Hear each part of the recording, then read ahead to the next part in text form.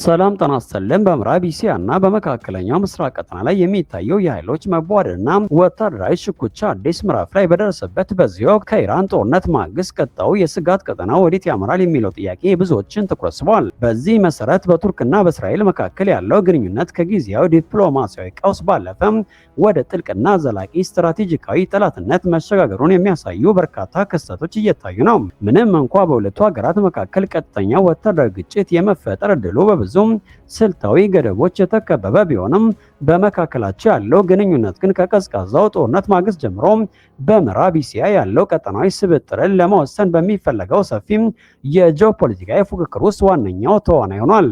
ይህ ዘርፈ ብዙ ፉክክር በአሁኑ ወቅት በሶሪያ ውስብስብ የፖለቲካ ምህዳር፣ በምስራቅ ሜዲትራኒያን የባህር ወሰንና የኢነርጂ ሀብቶች ቁጥጥር እንዲሁም አህጉራትን በሚያገናኙ አዳዲስ የንግድ መስመሮች ዙሪያ በይፋ እየታየ ይገኛል። ቀደም ሲል ጥንቃቄ የተሞላበትና በተዘዋዋሪ መንገዶች ላይ ብቻ የተመሰረተ የነበረው ግንኙነታቸው አሁን ላይ ይፋዊና ጠንካራ ወደሆነ ቀጠናዊ ፍልሚያ ተቀይሯል።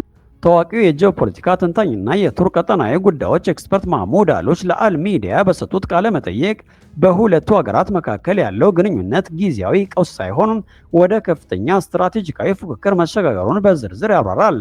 እንደ አሉሽ ትንታኔ ከሆነ ይህንን ፉክክር ይበልጥ እያባባሱት ያሉ ሶስት ዋና ዋና አንቀሳቃሽ ኃይሎች አሉ። የመጀመሪያው የጋራ የስጋት ግንዛቤ ሲሆን ከ2011 ዓ.ም የቀጠናዊ ህዝባዊ ተቃውሞች በኋላ የቱርክ ቀጠናዊ ሚና ማደግ በእስራኤል በኩል እንደ ቀጥተኛ ስልታዊ ተግዳሮቶች እየታየ ነው። ሁለተኛው በምስራቅ ሜዲትራኒያን ባህር ላይ የሚደረገው የኃይል ሽኩቻ ሲሆን እስራኤል ከግሪክና ከደቡብ ጴጥሮስ ጋር በመተባበር የቱርክን ተጽዕኖ ለማግለልና የራሷን የኢነርጂና የደህንነት ጥቅሞች ለማስከበር የምታደርገው ጥረት በአንካራ ዘንድ በከፍተኛ ጥርጣሬ ይታያል።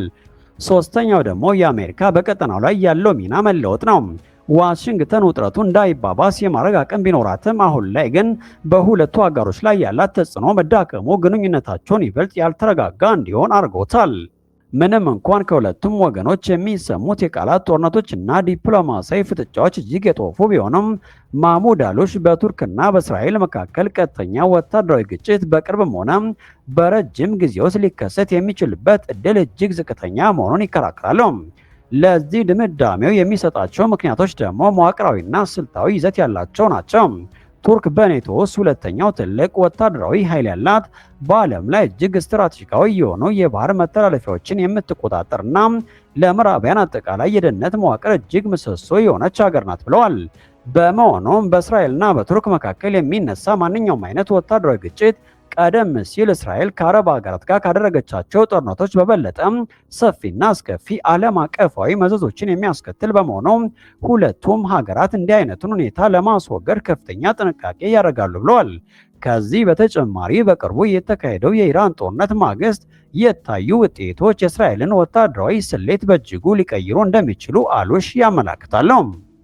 ኢራን በእስራኤልና በአሜሪካ የሚሰነዘረባትን ወታደራዊ ግፊት የመቋቋም አቅም ማሳየቷ እስራኤል እንደ ቱርክ ካለ ሌላ ግዙፍ ወታደራዊና ኢኮኖሚያዊ አቅም ካለው ቀጠናዊ ኃይል ጋር አዲስ የጦርነት ግንባር ለመክፈት የምታደርገውን ዝግጅት ይበልጥ እንድታጤነውና ጥንቃቄ እንድታደርግ ያግዛታል። የአሜሪካ መንግስትም ቢሆን በሁለቱ ዋና ዋና የምዕራቡ ዓለም ሀገራት መካከል የጦርነት እሳት እንዳይቀጣጠል ለማድረግ የራሱን ስልታዊ ተጽዕኖ መጠቀሙን ይቀጥላል።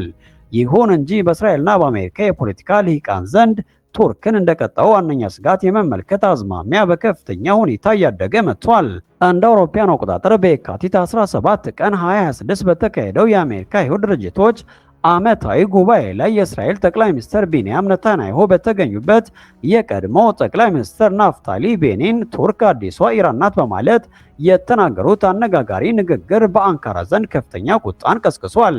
ይህ ንግግር በግልጽ እንደሚያሳየው የእስራኤል ወታደራዊና ፖለቲካዊ ትኩረት ከኢራን ቀጥሎ ወደ ቱርክ ሊያመራ እንደሚችልና ቱርክን እንደቀጣው ቀጠናዊ ስጋት ለመፈረጅ እየተሰራ መሆኑን በግልጽ ያሳያል።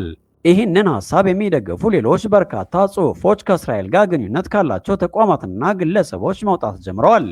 ለምሳሌ ያክል አሜሪካዊ ጋዜጠኛ ብራይት ማርቲን በዎል ስትሪት ጆርናል ላይ ባወጣው ጽሑፍ አሜሪካና እስራኤል የቱርክን ቀጠናዊ ምኞትና ተጽዕኖ በአስቸኳይ ለመገደብ እርምጃ መውሰድ እንዳለባቸው አሳስበዋል። ማርቲን ቱርክን ከአሜሪካ የውጭ ፖሊሲ ጋር በተጻራሪ የምትቆም የምዕራባውያንን አጋሮች የምታውቅና ከኢራን ጦርነት በኋላ የሚፈጠረውን የኃይል ክፍተት በመጠቀም የራሷን ቀጠናዊ የበላይነት ለመመስረት የምትጥር ሀገር አድርጎ ከሷታል። በተመሳሳይ መልኩ የቀድሞው የፔንታጎን ባለስልጣን ማይክል ሮቢን በቱርክኛ ቋንቋ በማህበራዊ ገጽ ላይ ያጋራው አንካራ በ2036 እንደ ኢራን ትሆናለች የሚለው መልእክቱን ጥልቅ ውዝግብ ፈጥሯል።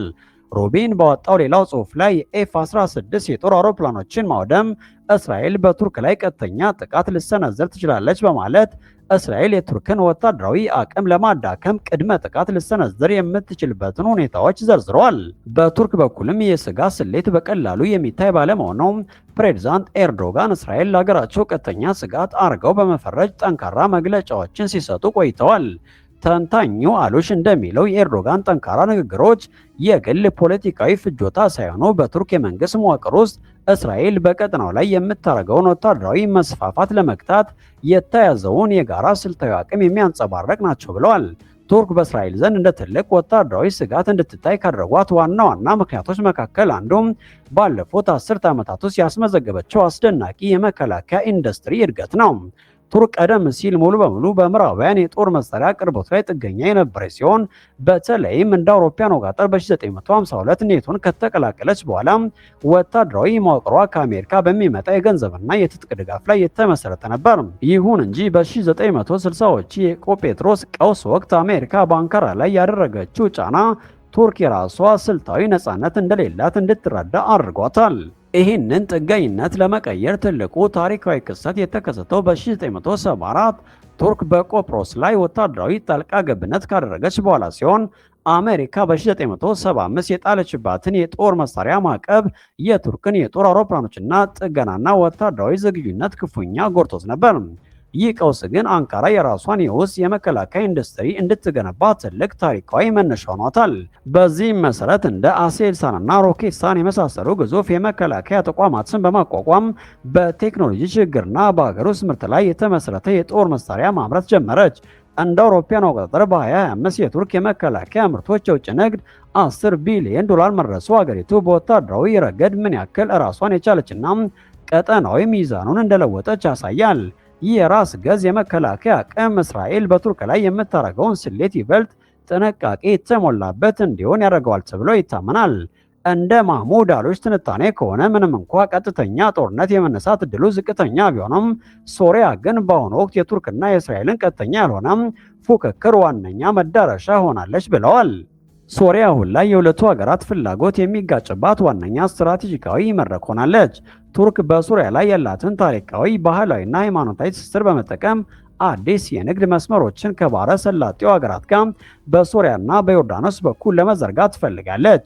ይህ የንግድ ኮሪደር ደግሞ እስራኤል በኢሲያና በአውሮፓ መካከል የንግድ ድልድይ ለመሆን ከምታደርገው ጥረት ጋር በቀጥታ ይጋጫል። በአንጻሩ እስራኤል በሶሪያ ላይ ያላት ፍላጎት በጠባብ የደህንነት ስጋቶች ላይ ብቻ የተገደበ ነው። ምንም እንኳን ሁለቱም ወገኖች ሶሪያ ሙሉ በሙሉ እንድትፈርስና ወደ አልባሌ ቀውስ ውስጥ እንድትገባ ባይፈልጉም በሶሪያ የወደፊት እጣ ፈንታ ላይ ግን ያላቸው ግብ ፍጹም የተለያየ ነው።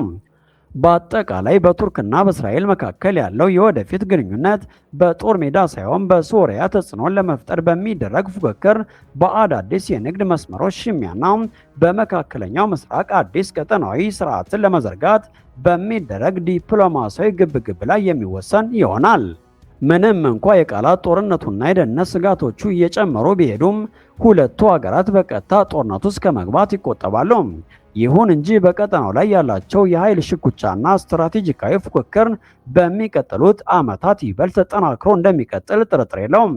ይህ በእንዲህ እንዳለ በአሁኑ ወቅት የቀጠናው ሁለቱ ግዙፍ ወታደራዊ ኃይሎች የሆኑት ግብፅና ቱርክ ያደረጉት የጋራ የአየር ላይ ልምምድ ዓለም አቀፍ ትኩረትን ስቧል። በእስራኤል አጎራባች ሰማይ ላይ የተሰማው የሁለቱ ሀገራት ተዋጊ ጀቶች ድምፅ በቀጠናው አዲስ ስልታዊ አስተላለፍ እየፈጠረ መሆኑን የሚያሳይ ምልክት ተደርጎ ተወስዷል። ይህ መጠነ ሰፊ የአየር ኃይል ልምምድ በካይሮና በአንካራ መካከል በከፍተኛ ፍጥነት እያደገ የመጣውን ወታደራዊና የመከላከያ ትብብር ይበልጥ ያረጋገጠ ክስተት ሆኗል። ይህ በግብፅና በቱርክ አየር ኃይሎች መካከል የተካሄደው ልምምድ እጅግ ዘመናዊ የሆኑ ተዋጊ ጀቶችን ያሳተፈ ሲሆን የተቀናጁ የአየር ላይ ጥቃቶችን፣ የረጅም ርቀት በረራዎችና የተለያዩ ስልታዊ ውጊያዎችን ያካተተ ነበር ተብሏል። የካይሮና የአንካራ ግንኙነት ላለፉት በርካታ ዓመታት በተለያዩ የፖለቲካ ልዩነቶች ሳቢያ ቀዝቅዞ ከቆየ በኋላ በአሁኑ ወቅት እያሳየ ያለው ፈጣን መቀራረብና ወታደራዊ ትብብር ለብዙዎች አስገራሚ ሆኖ ቀጥሏል። ሁለቱ ሀገራት ቀደም ሲል በሊቢያ ቀውስና በምስራቅ ሜዲትራኒያን የጋዝ ፍለጋ ውዝግቦች ላይ ተቃራኒ አቋም የነበራቸው ቢሆንም አሁን ላይ ግን የጋራ ጥቅሞቻቸውን ለማስከበር ግንኙነታቸውን ወደ ላቀ ደረጃ አሳድገዋል። ይህ አዲስ ወታደራዊ አጋርነት በመካከለኛው ምስራቅና በሰሜን አፍሪካ ያለውን የኃይል ሚዛን ሊቀይር የሚችል ታሪካዊ ክስተት ተደርጎ እየተገመገመ ይገኛል።